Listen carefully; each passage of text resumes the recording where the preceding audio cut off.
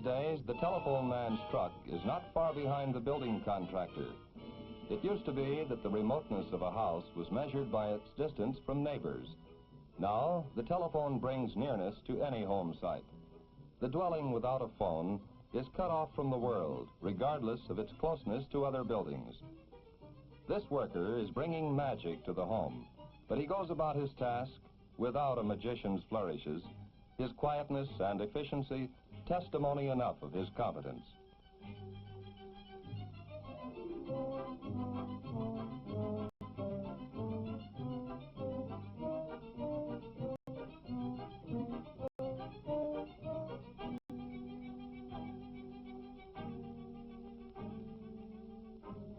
How many times must you hear with satisfaction the cry, "Molly, the telephone man's here"? The installation is a big event in the life of the family. Soon they will be in touch again. The installer is prepared to supply any type or color of telephone and to put it in any location desired by the user.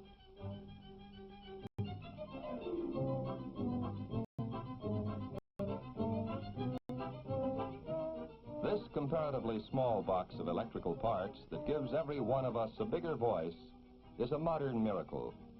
No matter how many are in use, each set must be adjusted so that we can be reached on one number out of millions listed. One wire to carry a voice from this house to any telephone outside. Another wire to carry any other voice into this house. Another wire to ring only this bell. Now you're in the book. To make this possible, these men by the thousands in fleets of trucks are constantly being dispatched from service centers out over the vast web of wires and cables that tie together the millions of telephones and switchboards to be constructed, maintained, and repaired. They claim a telephone can go wherever a man can. Oftentimes, telephone lines stretching over uninhabited expanses are the only signs that human beings have conquered this continent. New routes have also been pioneered to bypass cities so that essential nationwide communications can be maintained in case of disaster. Whole forests of trees are needed for telephone poles that are then returned to the earth in a new pattern over the landscape. Billions of dollars worth of raw materials, parts, and services are needed from other companies.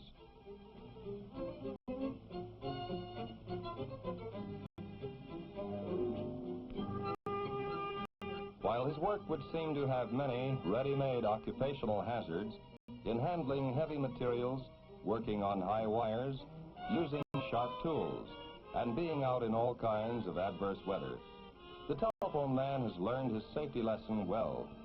He has achieved one of the best safety records in American industry. Less than one disabling injury for each million man-hours worked, as against 12 such accidents in all manufacturing. Each telephone truck is like a large toolbox on wheels, a toolbox that carries the men to the job instead of being carried by them. Some of the trucks are equipped with special apparatus like cranes, ladders, or lifts. When they travel in caravans, the vehicles make self-sufficient construction and repair units, prepared to carry out any plans or to meet any emergency.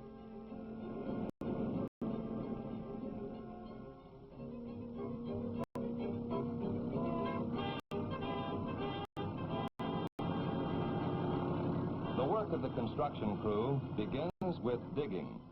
The giant hole digger pierces the hard ground to punch out the pattern for a new community.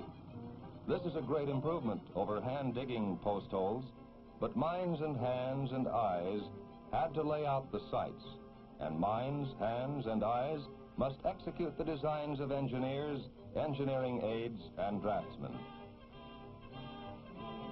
The poles which once shot forth branches to support whispering leaves are again placed in their natural element, this time to carry human speech, whether whispered or shouted.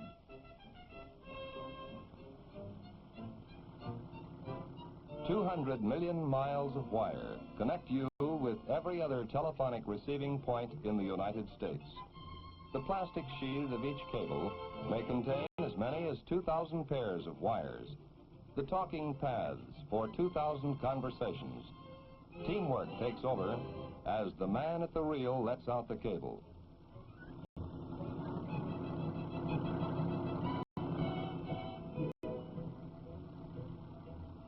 Another guides the leading end from pole to pole, each pole becoming a giant needle, threaded to sew a system of communication together as firmly as any fabric was ever sewn. Every inch of advance increases the range of your voice by that much more.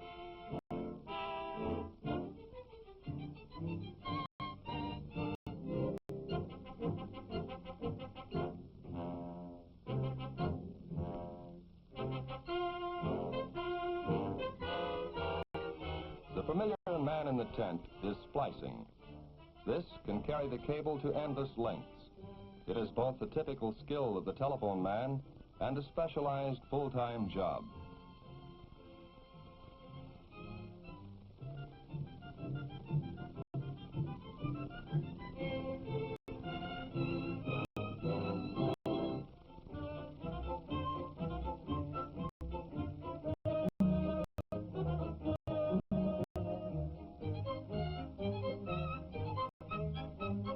Where the stringing of overhead lines is not practical, lines may be laid underground. Trunk cables between switching centers or cities. Main feeder cables from central offices to distributor cables for communities. Distributor cables to individual house lines and back. The cable splicers are truly men at work. Molten lead may have been used in medieval times by man against man to repulse the attackers of besieged castles.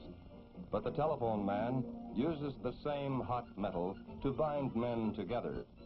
The splice must be like the mended broken bone, better than the original continuous article, not do-it-yourself work. Wiping a joint like this in lead cable is a functional industrial art. Training takes place throughout the careers of telephone workers so that they may qualify for more difficult and responsible assignments.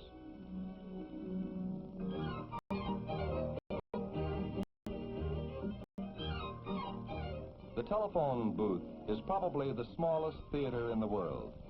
Installed and serviced like any telephone anywhere, it may be the scene of life and death dramas or comedies of errors. For lack of it, one may stand and wait for hours, walk miles, or lose an automobile or a wife. The roadside phone booth is a haven of refuge by day, a landlocked lighthouse by night, a link with others at the end of the line, or from a disabled car on the superhighway.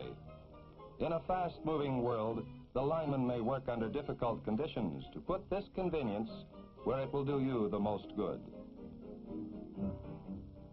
The telephone man's job is to see that signals can be sent and received over all communications facilities. Regular calls, plus radio and television shows, can be picked up from the most remote points.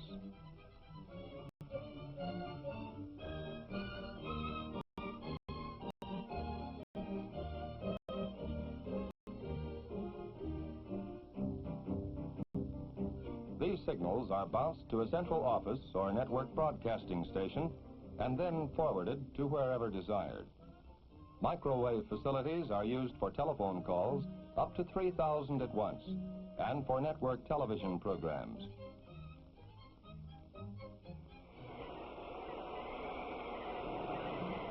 Anything can happen, however. It did with the hurricanes of the 30s. Nearly all facilities knocked out in whole regions. House lines, feeder lines, main lines. Whether the situation is in flux or frozen into a great white silence, it can happen that communication is cut off. The phone bell cannot ring. The party cannot answer. The word cannot get through. To take care of such emergencies, there are men and materials at the ready to give essential service under any conditions.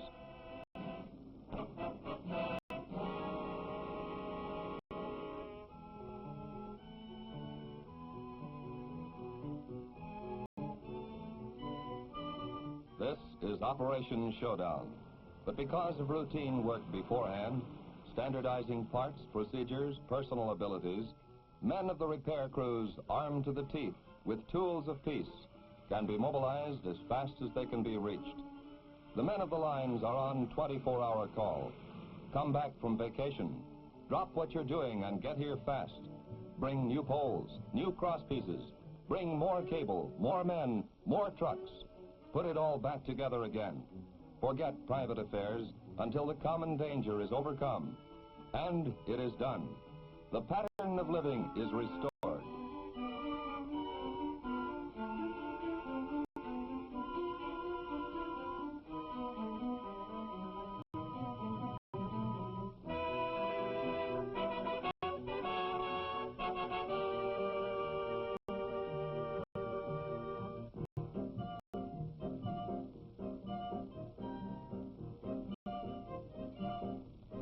The flow of words can resume.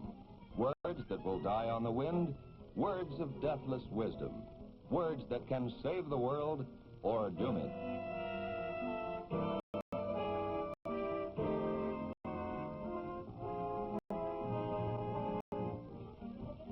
There is seldom a ceremony to honor most telephone workers. They would tell you whatever they do is in the line of duty. A lineman, a man at the microwave relay station, a man who spins out the cable, a splicer, an installer.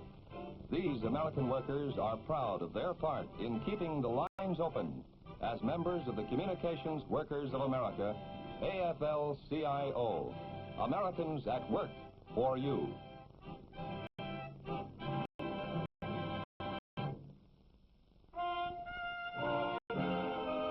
Americans at Work, presented as a public service by the AFL-CIO. Next week, another interesting story of Americans at work. Americans whose skill and effort help keep our country great and strong.